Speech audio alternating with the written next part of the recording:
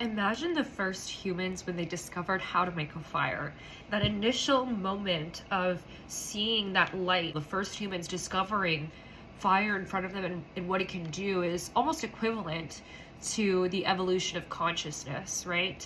The evolution of humanity and how we've gotten to this point of using something that is an element to the earth, that's connected to the natural aspect of earth, that's necessary. It has been necessary to our survival.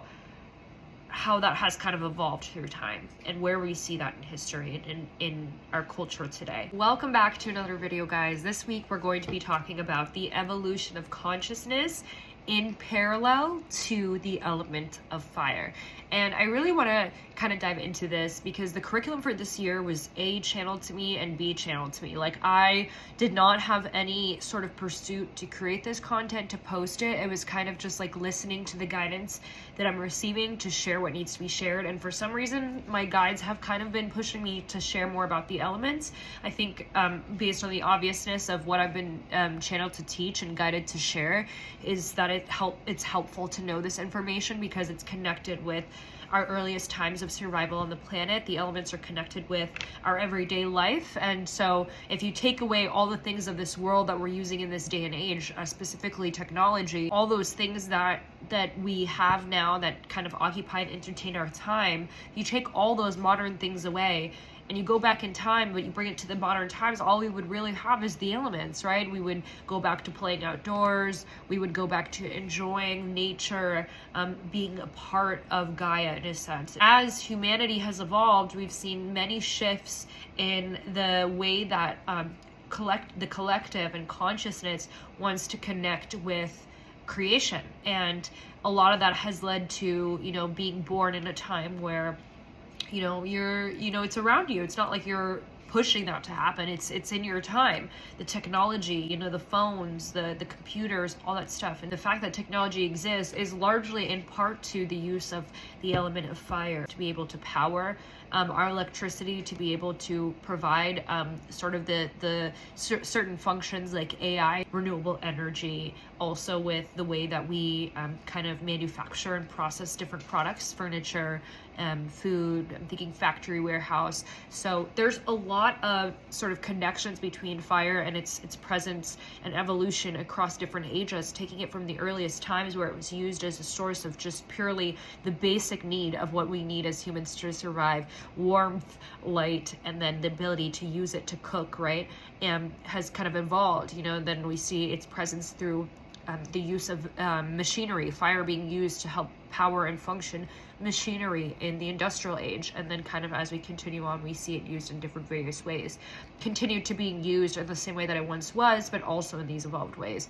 And so, yeah, consciousness mirrors this aspect of the evolution of an element. Consciousness is mirroring that as well. We have evolved from taking something so simple to the needs of our survival to creating it and allowing it to expand our experience on the earth. When things evolve, there's still going to be that other side of the coin. The element of fire still does what it does. It's still always going to be hot. It's not like you can go, like humanity can go land on the sun just like that, like we could with the moon, right? Like the sun is purely filled with flames. You might as well call it hell 2.0. And so this is what I'm trying to explain to you guys, is like, essentially, there are that duality aspect of consciousness that exists. And because of that, we have to be aware that, again, both aspects of an element serve its purpose. And specifically with the element of fire, and this is purely just like a historical lesson, an educational lesson. This isn't really, channeling here as well, obviously, but this isn't really something that you need to kind of practically apply, other than just knowledge and receiving if it's interesting and resonates with you. But yeah, essentially this is what it is. It's taken something like that seed, I'm hearing this, and creating a farm from it, like taking something so simple with those three aspects of survival that something like fire is being used for, and allowing it to create and contribute like a family tree to all these other aspects of our modern day creation. And this will continue to live on. See, the thing with the elements, you guys, is it's always going to exist. It's never going to go away.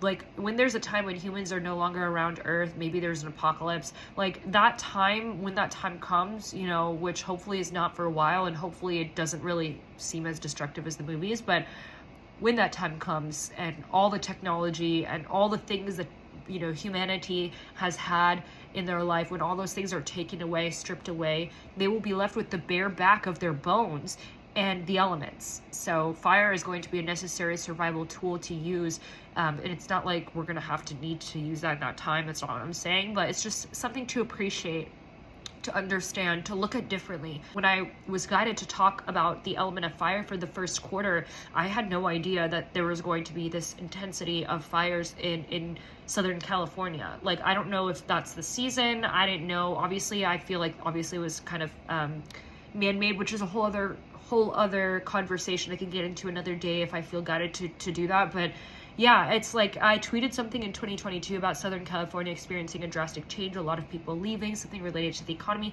I tweeted that in 2022, but I didn't really remember that I tweeted that until recently when I searched California in my Twitter search bar to just see if I did talk about something. And so it's just interesting, you know, and so I felt guided to talk about that, but it wasn't even about the fires. It was really about the fact that 2025 is a Mars ruled year. I've said this in every video. And so there's that alignment there. It's just significance, the symbolism, and it's helpful. And I think it'll be helpful for a lot of folks, whether in California or not, to experience and see things differently, see the flip side of what something that is known to be so destructive has provided for the earliest humans, and really how it relates to our evolution of consciousness. We started off with something so basic, and again, we now use something that is helpful to our survival for all of eternity, while as long as humans are on Earth, in other ways to power technology, again, reuse it.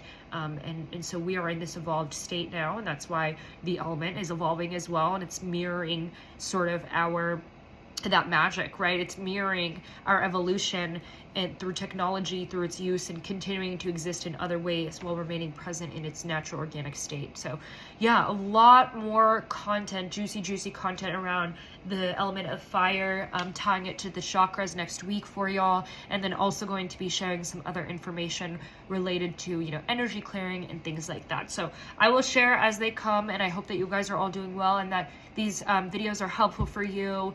And stick around, you know, we're going to go every quarter, different elements, talking about things that are both practical but also knowledgeable for you to carry on with you in your journey, things to think about. And I recently heard this phrase, and someone had told me a couple years ago, but I forgot about it. But the saying goes, if you're the smartest person in the room, it's time to change rooms. And so I'm trying to constantly cycle new information for all of you, continue to expand my horizons to learn, to do the research as well. So that's why there's a little bit more of a historical lesson around this. So yeah, I send you all so much love and light, and until next time, collective, go and grow.